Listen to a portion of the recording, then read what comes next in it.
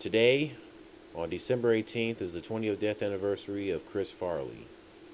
He was 33 when he died, just like his idol John Belushi, as both of their deaths are similar.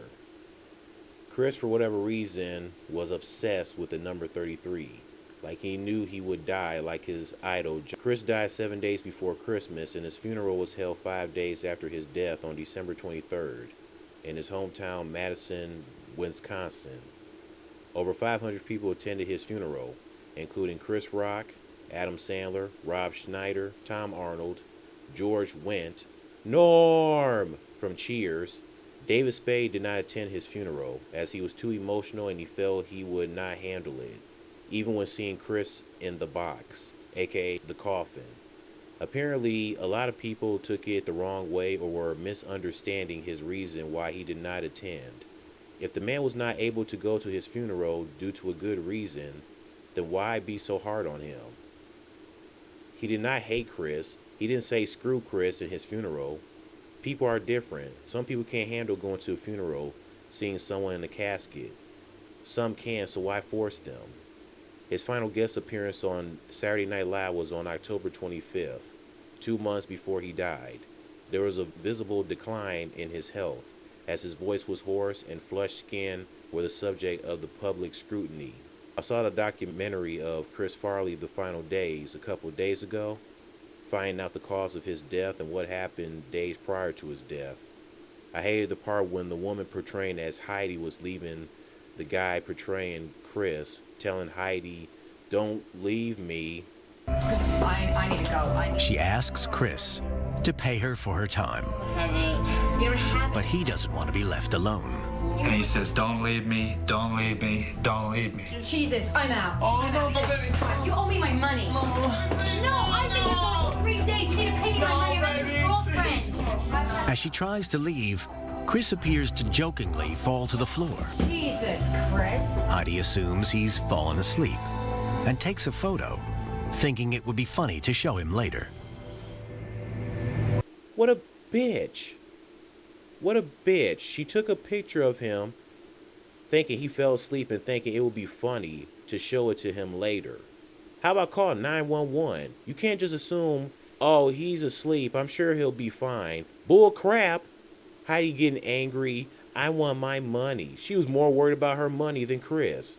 He needed you to be there and comfort him, but you gave no damn. You hurt him. How could you, Heidi? If you want to see the rest of the documentary, you can check out the link in the description box.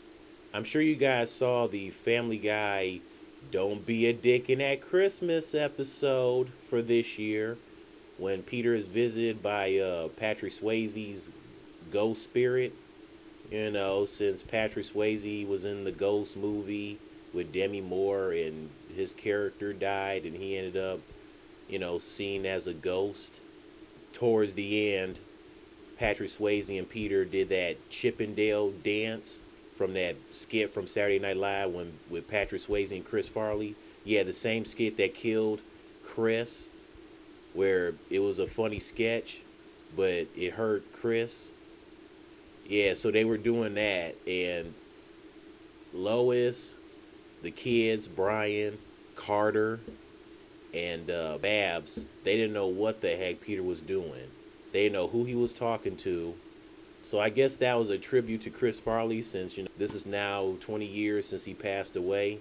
I wonder if Chris Farley was alive right now and he saw that episode and he saw Peter and Patrick Swayze dancing in that Family Guy episode. I wonder if he would have felt uncomfortable like he did actually doing that skit when he was alive. Maybe he thought it would have been funny and an honor to see, a cartoon character dancing the way he did. If Patrick Swayze was alive, I'm sure he would have found it hilarious.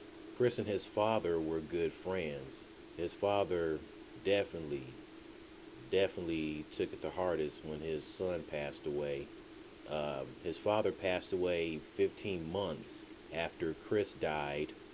Chris's mother, Marianne Farley, she has went through a lot. She has gone through a lot. I mean, first she lost her husband, like I said, who died 15 months after Chris. And then before Chris died, she lost her mother, father, brother, and mother-in-law, and then her own son.